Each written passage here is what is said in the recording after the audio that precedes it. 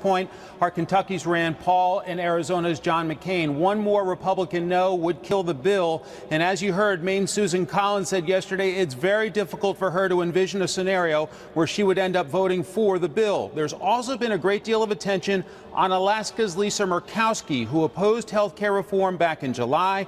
Meanwhile, President Trump continues selling the package. Arizona is one of the biggest beneficiaries. Even the governor, Ducey, is totally in favor of it. It's also great for Maine. It's also great for Alaska. Every state you're talking about, it happens to be particularly good for.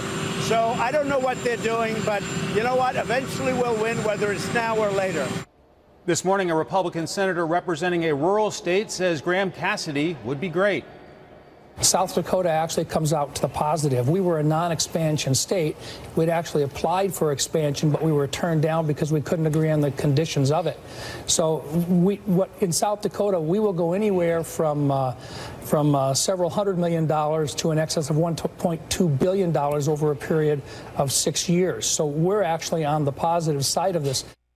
With lawmakers returning to the Capitol today, there will be an effort to see just how close or how far they are from having 50 yes votes. All right, so what are Democrats saying about this updated bill? Think they've got a shot at getting anyone to vote for it? It doesn't sound like it at this point. House Democratic leader Nancy Pelosi put out a statement this morning saying, quote, no last-minute changes can disguise the fundamentally rotten consequences of Trump care. Republicans must stop making a dangerous bill even worse and join Democrats for constructive bipartisan progress to improve and update Americans' health care.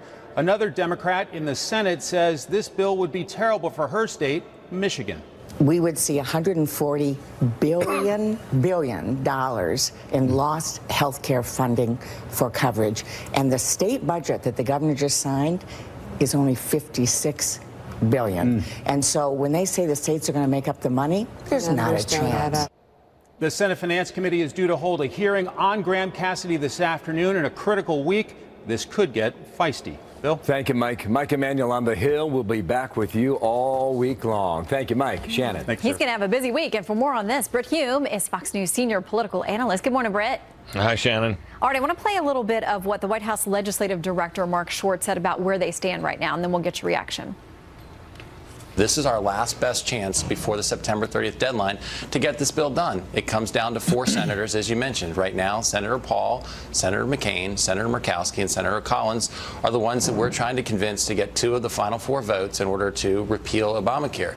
Well, and Britt, now we have Ted Cruz saying maybe he and Mike Lee are no votes too, potentially. My guess is, Shannon, that they can get Lee and Cruz. The other 4 are a huge problem. Particularly Rand Paul. I think they may get Lisa Murkowski this time. They didn't have her the last time when it failed. McCain is gone. He's not for this. I don't see Susan Collins. Her doubts, I think, are pretty firm. Rand Paul, you know, put yourself in the position of Mitch McConnell trying to round up a vote from his fellow Kentucky Republican Rand Paul. Rand Paul is basically incoherent on the subject of this bill. Remember the little skinny repeal bill that failed?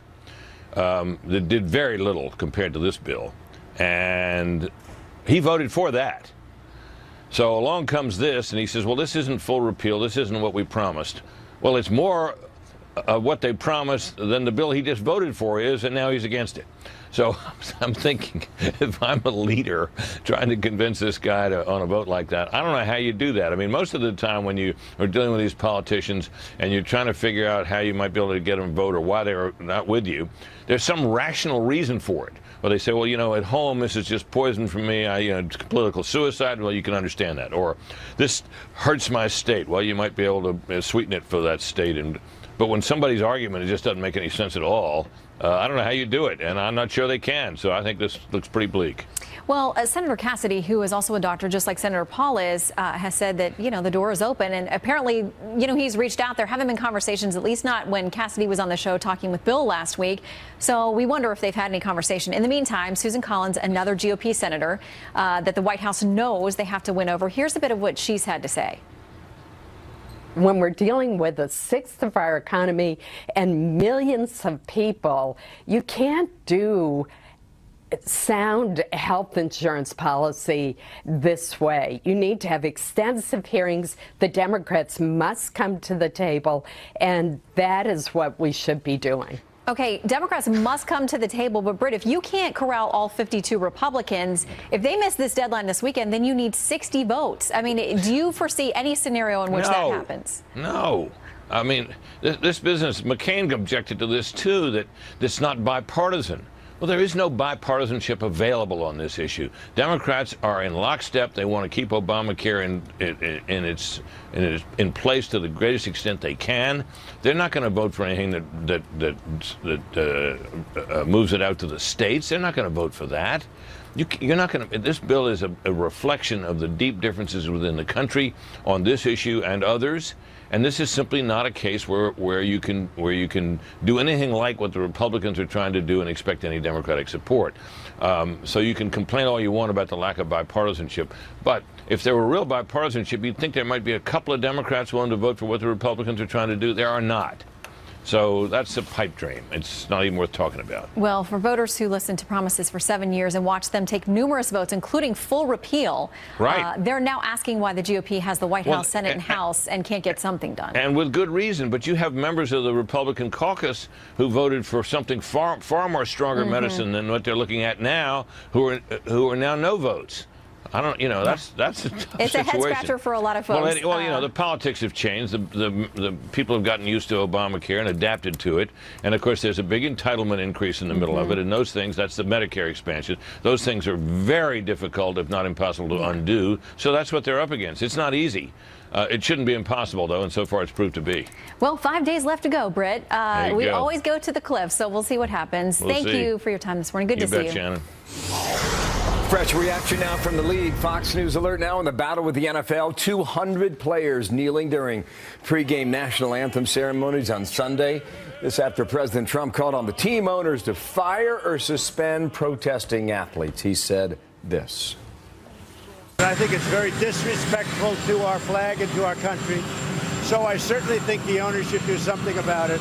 There was great solidarity. I watched a little bit. I was not watching the games today. Believe me, I'm doing other things. But I watched a little bit, and I will say that there was tremendous solidarity for our flag and for our country. So that was yesterday. Now this morning, Eric Shawn live outside NFL headquarters here in New York City. What have you heard from the league so far this morning, Eric? Good morning there. Good morning, Billy. The NFL today, this morning, pushing back against the White House, saying they haven't had any conversations with White House officials about this growing controversy. One official saying, "We are united," quote, "We stand together as a league." This, as you said, after a couple of hundred of the players during the games yesterday, they either kneeled during the national anthem or they locked arms in solidarity. And President Trump is continuing this morning. He tweeted this, saying, quote, "Many people booed the players who kneeled yesterday, which was a small percentage of the total. These are fans who demand respect for our flag." He also tweeted, "The issue of kneeling has nothing to do with race. It is about respect for our country, flag, and national anthem. NFL," he said, "must respect this," reinforcing what he said yesterday. This has nothing to do with race. I've never said anything about race. This has nothing to do with race or anything else. This has to do with respect for our country and respect for our flag.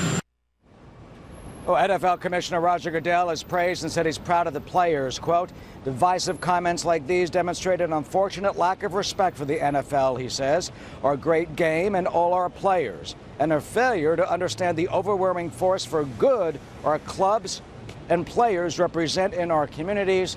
And, Bill, the polls show that the majority of football fans, they are against the protests. They just want to see the players play football, for which they are paid handsomely. Bill? Yeah, not everybody took a knee. Eric, what do the numbers tell us about how that decision was made? Well, exactly. 3 of the teams chose to stay in the locker room to not be a part of this controversy. One of those teams was the Pittsburgh Steelers, and one of their star players defied the protest. He is Army war hero Alejandro Villanueva, an offensive tackle.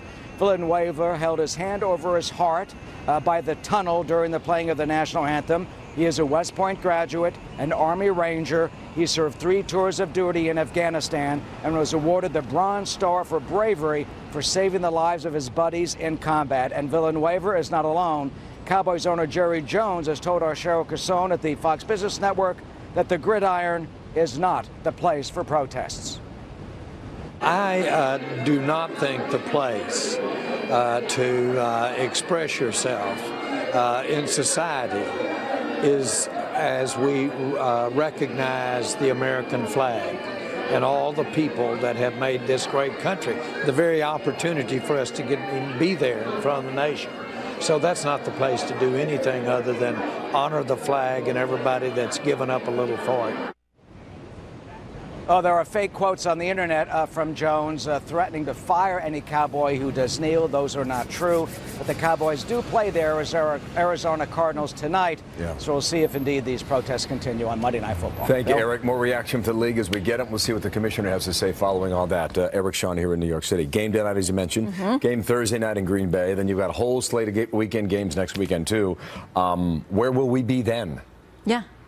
And does the controversy help take more eyeballs and help the ratings as people want to see what's going to happen? It could. Interesting. Or it could. At least in the beginning of the game. It could work in exactly reverse order, too, when you talk about participation, fans buying tickets or not buying tickets, TV ratings. Do they go up or down, or do they not change? We'll watch that story throughout the week, too, coming up.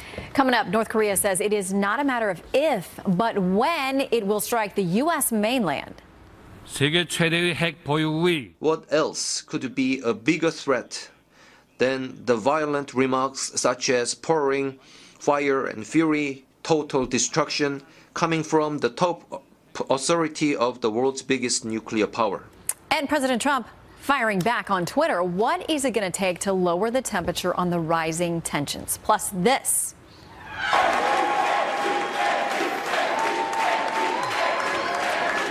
She won. Angela Merkel celebrating in Germany after winning her fourth term as chancellor, but her victory is not without controversy.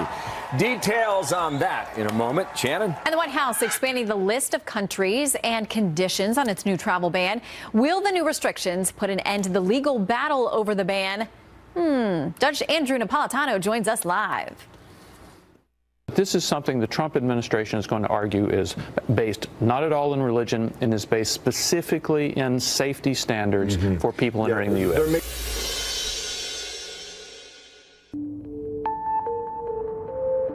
You enter the financial market, looking for a secure tomorrow, only to find unpredictability around every corner.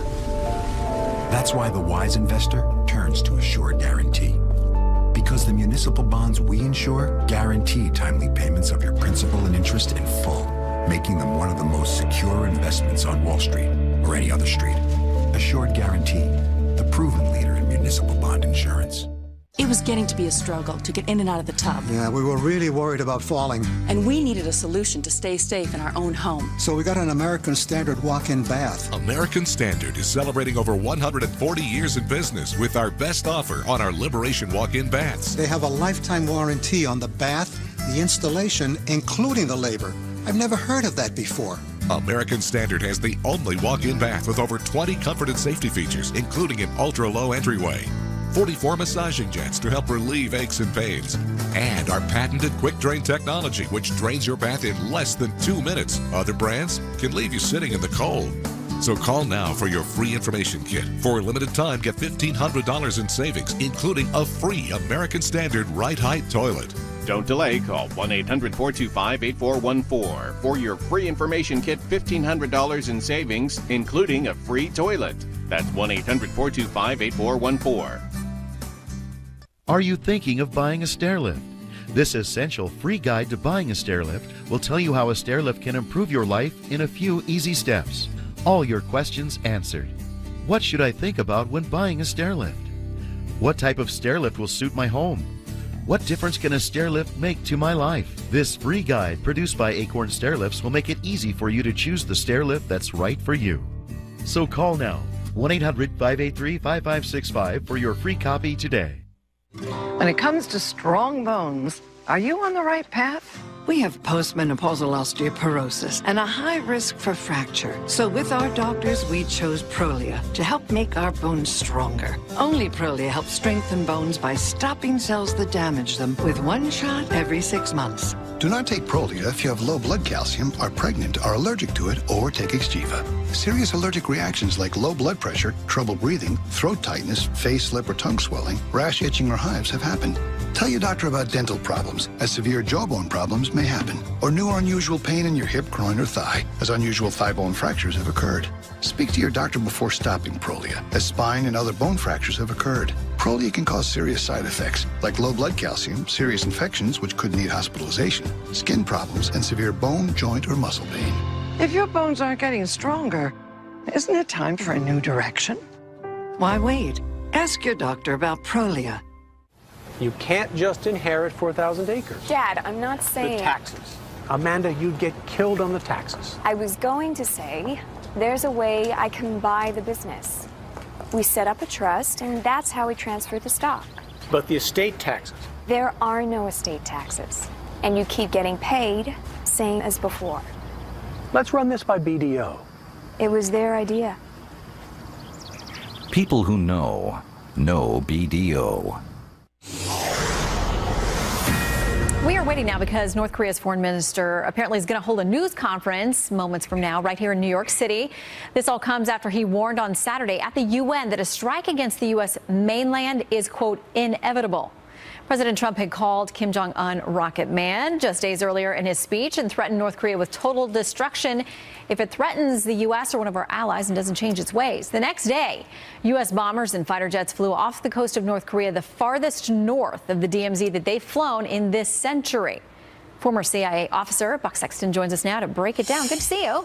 Good to see you. All right, so we are waiting on this press conference, and this has been escalating back and forth because obviously them saying that they're going to strike the U.S. mainland, that upsets a lot of folks, and it takes this to the next level. The president tweeted afterwards, just heard Foreign Minister of North Korea speak at UN. If he echoes thoughts of Little Rocket Man, they won't be around much longer. Where do we go from here? Well, for a foreign head of state to say this kind of stuff is unacceptable, even for North Korea. But it's also nothing new when you're talking about what's been coming out of the Kim regime. They've been threatening to turn Seoul into a sea of fire for as long as anybody can remember. So the president and the people who are working with him on this have managed to get in place some sanctions that I think actually might begin to bear some fruit here by limiting the oil imports into North Korea from China, by cutting off some of the major economic activity, such as it is from North Korea.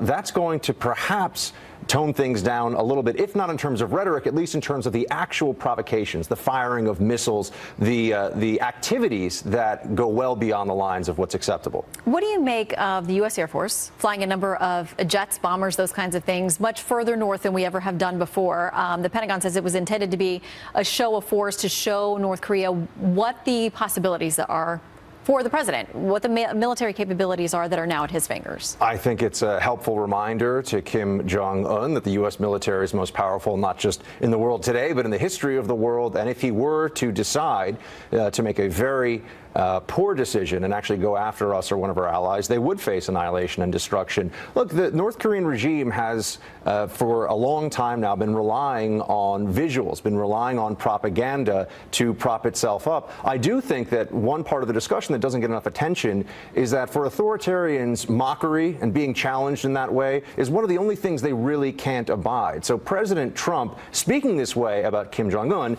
keep in mind North Korea, people don't have internet access, they're not able to really necessarily get as much of the connectivity that they would need to understand what our president is saying, but just challenging him in this way, it could have negative consequences, but it also could begin to chip away at the cult of personality inside of North Korea, which I think has been happening for some time now. There's some desperation, but we need to understand that the sanctions that are in place now are necessary because what was going on in the past, the status quo, was unacceptable. He was just getting closer and closer to putting an ICBM up in the air that had a nuke on it, and that would be, again, something that's a red line that we couldn't have. Now, China obviously has been a key player in this whole thing. They share a border. They're very influential, as you talked about the oil situation. They've signed on and voted for the last couple of sanctions.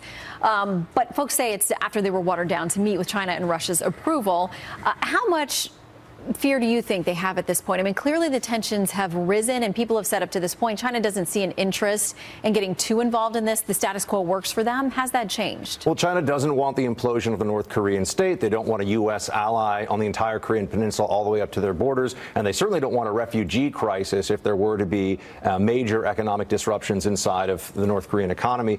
But they also understand that we mean business now, that this administration is not going to engage in strategic patience like its predecessor, a fancy way of saying not do very much. And I think that the Chinese are going to do what they can now to keep us happy and to perhaps try and guide North Korea away from its most aggressive behavior.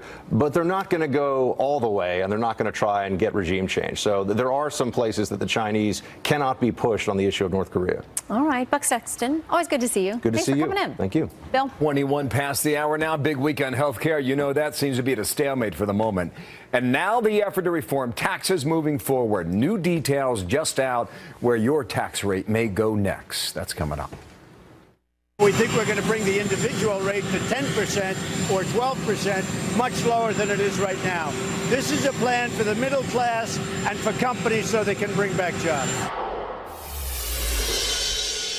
When you have type 2 diabetes, you manage your A1C, but you also have a higher risk of heart attack or stroke. Non-insulin Victoza lowers A1C and now reduces cardiovascular risk. Victoza lowers my A1C and blood sugar better than the leading branded pill. And for people with type 2 diabetes treating cardiovascular disease, Victoza is now approved to lower the risk of major cardiovascular events such as heart attack, stroke, or death. And while it isn't for weight loss, Victoza may help you lose some weight. Victoza is not for people with type 1 diabetes or diabetic ketoacidosis. Do not take Victoza if you have a personal or family history of medullary thyroid cancer, multiple endocrine neoplasia syndrome type 2, or if you are allergic to Victoza or any of its ingredients. Stop taking Victoza and get medical help right away if you get symptoms of a serious allergic reaction such as rash, swelling, difficulty breathing or swallowing. Serious side effects may happen, including pancreatitis. So stop taking Victoza and call your doctor right away if you have severe pain in your stomach area. Tell your doctor your medical history. Gallbladder problems have happened in some people. Tell your doctor right away if you get symptoms. Taking Victoza with the sulfonylurea or insulin may cause low blood sugar. Common side effects are nausea, diarrhea, vomiting, decreased appetite, indigestion, and constipation. Side effects can lead to dehydration, which may cause kidney problems. Ask your doctor about Victoza.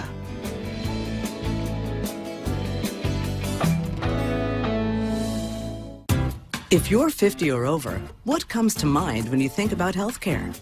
Understanding your options? Or if you're getting the care you need? At AARPadvantages.com, you can find helpful information about healthcare options, leaving you more time to think about more important things, like not having to think about healthcare at all. Surround yourself with healthy advantages at AARPadvantages.com/health. Starting tonight, Sean's Tough Talk is back at 9. What the mainstream media will never tell you. Starting tonight, welcome back to Hannity at 9. Okay, I did have plans today. Now I have wet hair. And I have to find a plumber, a really good one. When I need to hire someone, I go to Thumbtack.com. Thumbtack sends me up to 5 bids for free. I hire my favorite. Thumbtack has photographers, painters, handymen, even personal trainers. No matter what I need done, Thumbtack can help. Tackle your to-do list at Thumbtack.com today. A good enough dinner. Hey, should I heat up some nuggets for us? Isn't good or enough. It's a plated night. Yes! So plan for great. Start at plated.com. Pick from a wide variety of dinner options. All the shopping and measuring is done for you. So get together, share, enjoy. Go to plated.com right now to get 50% off your first week of Plated Nights. That's up to a $79 value. This offer won't last, so go to plated.com now.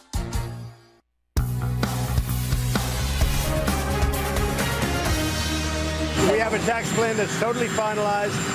I think it'll be terrific. I think it's going to go through, and it'll be the largest tax cut in the history of our country. So there it is. Now you got to get it done. President Trump sounding upbeat as lawmakers trying to hammer out a deal, hoping to release a framework this week.